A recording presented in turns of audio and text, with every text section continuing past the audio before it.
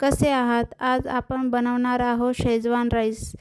अगदी सोपी पद्धत आहे आणि लवकर बनवून तयार होते. साठी 2 वाटी तांदूळ घेतले. गॅसवर कढई ठेवायची, त्यात 2 तांबे पाणी टाकायचं, अर्धा चमचा मीठ टाकायचं आणि झाकण ठेवायचे म्हणजे पाण्याला लवकर उकळ येते. पाण्याला उकळ येईपर्यंत भाज्या घेऊ. त्यामध्ये 2 हिरवी मिरची, 1 शिमला मिरची, 1 गाजर, मध्यम आकाराचा कांदा, 1 आल्याचा तुकडा, 7 ते 8 लसूण पाकळ्या. भाज्या तुम्ही तुमच्या आवडीनुसार घेऊ शकता. पाण्याला उकळ आली की स्वच्छ धुतलेले तांदूळ टाकायचे आणि गॅसच्या मोठ्या फ्लेमवर तांदूळ शिजवून घ्यायचे. अशा प्रकारे भाज्या कट करून घेतल्या. अशा प्रकारे तांदूळ शिजवून घ्यायचे आणि झाऱ्याने काढून घ्यायचे.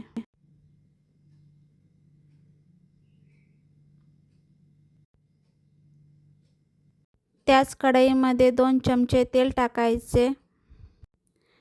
तेल गरम झालं की कट केलेलं लसूण आणि आलं घालायचं. तेलामध्ये लसूण आणि आलं परतून घ्यायचं. कांदा असा उभा कट करून घेतला.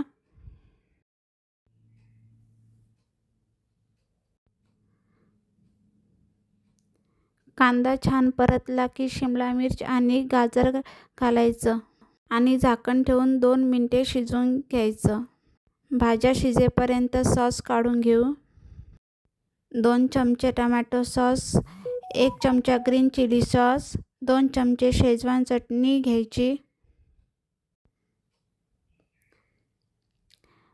भाज्या झाल्या की त्यात सॉस टाकायचे आणि थोडं परतून घ्यायचं.